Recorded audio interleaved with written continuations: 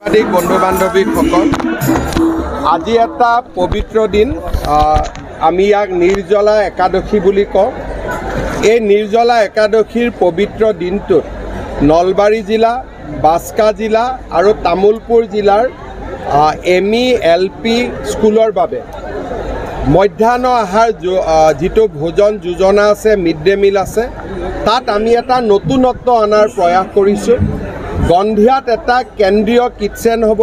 25 কোটি টকাৰে আমি এটা কিটচেন নিৰ্মাণ কৰিম।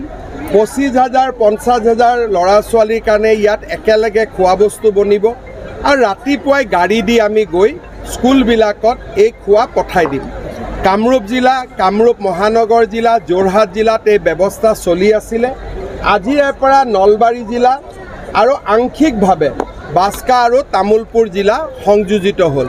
এই আঁচনিখন খুব পবিত্ৰ আঁচনি, শিশুক ভোজন যোগান ধৰাৰ আঁচনি। এই আঁচনিখন ৰূপায়ণ হোৱাৰ ফলত বিদ্যালয়ৰ প্ৰধান শিক্ষকসকলেও এতিয়াৰ পৰা চাউল দালি তেওঁলোকে হিচাপ কৰি থাকিব নালাগে। তেওঁলোকে নিজৰ শক্তি সামৰ্থ্য পঢ়া শুনাৰ কামতে তেওঁলোকে নিয়োজিত কৰিব পাৰিব আৰু ইয়াৰ ফলত বিদ্যালয়ৰ বিদ্যায়তনিক পৰিৱেশো উন্নত হ'ব। এবছৰৰ ভিতৰত নিৰ্মাণ সম্পূৰ্ণ হৈ যাব, অলপ আগতেই হ'ব। বৰ্তমান 25,000 ল'ৰা ছোৱালীক তেওঁলোকে টাৰ্গেটত লৈছে, কিন্তু যি ধৰণে আমি কিটচেনটো বনাইছোঁ, প্ৰয়োজন হ'লে 1 লাখলৈকেও ল'ৰা ছোৱালীৰ খোৱা বস্তু আমি বনাব পাৰোঁ। নলবাৰী জিলা চৰ অঞ্চলটোক যাব পৰা নাযাব।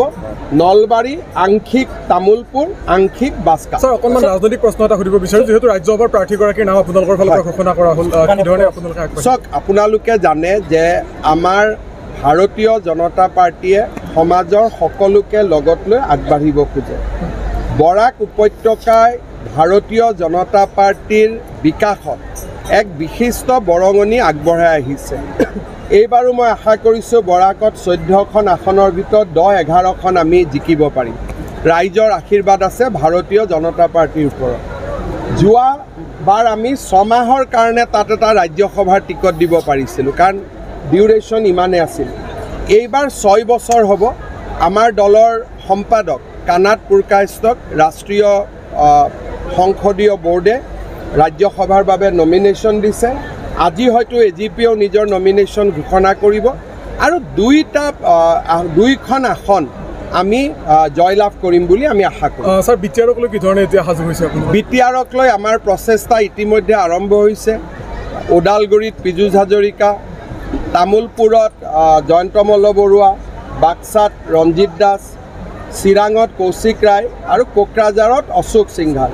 এই 5জন মন্ত্ৰীৰ লগতে আমাৰ দলীয় কাৰ্যকৰ্তাকো আমাৰ সভাপতি দিলীপ শইকীয়া ডাঙৰীয়াই মনোনীত কৰিছে আৰু আমাৰ সভাপতি দিলীপ শইকীয়া নিজে BTRৰ পৰা সাংসদ। গতিকে তেওঁ যোৱাকালিও তামুলপুৰ আহিছিলে। আমি যথেষ্ট চিৰিয়াছলি ইলেকশ্যনটো খেলাৰ বাবে চেষ্টা কৰিম। আসন বুজাবুজি নহ'ব। UPPLৰ সৈতে আসন বুজাবুজি নহয়, কিন্তু এটা ভাল পোৱাৰ ভাৱেৰে ইলেকশ্যন হ'ব।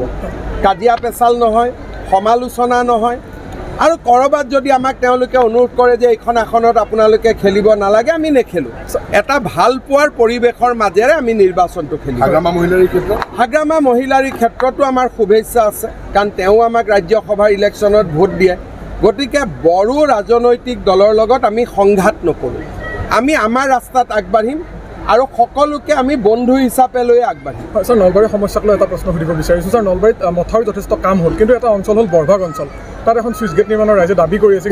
কৰি দিম, মোক কোনেও কোৱা নাই, আপুনি কৈছে যেতিয়া কৰি দিম, কোনো অসুবিধা নাই।